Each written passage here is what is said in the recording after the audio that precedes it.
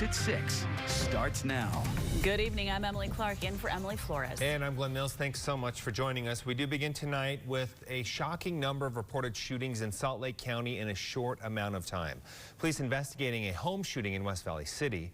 Officers say more than 20 shots were fired using different types of guns, but police say they're still investigating what led up to the shootout.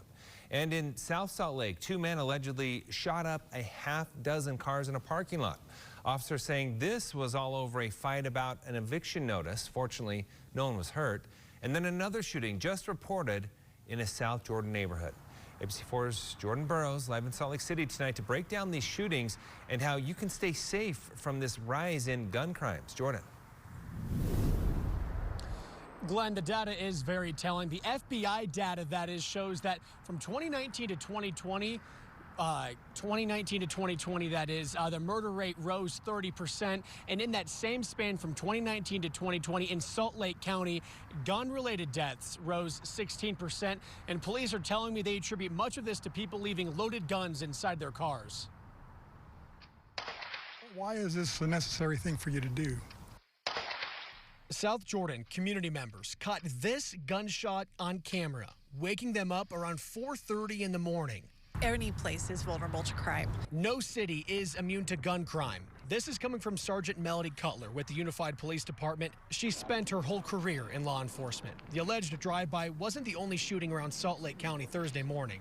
One of the biggest things that we have seen increase over the last year or so is firearms being stolen out of vehicles. Several rounds were fired from inside and outside of this home in West Valley on West San Carlos Drive, according to police. The home is littered with bullet holes. It is imperative that we are keeping our firearms safe. And when I say that, I mean locked up. Ralph Haddock says he keeps his firearms safe by locking them up. It's concerning, mostly because you're not really sure what you can do about it. He says he'd want to question the person who fired this shot.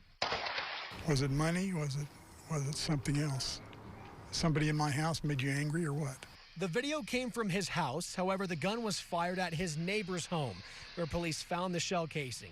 You can hear the neighbor yell, and Haddock tells us his neighbor and his dog scared off what they say are possible carjackers. Haddock says he's never seen this happen outside his South Jordan home. Don't take for granted that you're safe because of possibly where you live. I mean, the reality is we just don't know. Sergeant Cutler says do not ever leave a loaded gun inside your vehicle. Even more, she says don't ever even leave a gun inside your vehicle unless it is inside a lockbox. She says it's just too easy for criminals to break that window and get access to the gun. Reporting live in Salt Lake City, Jordan Burroughs, ABC4 News.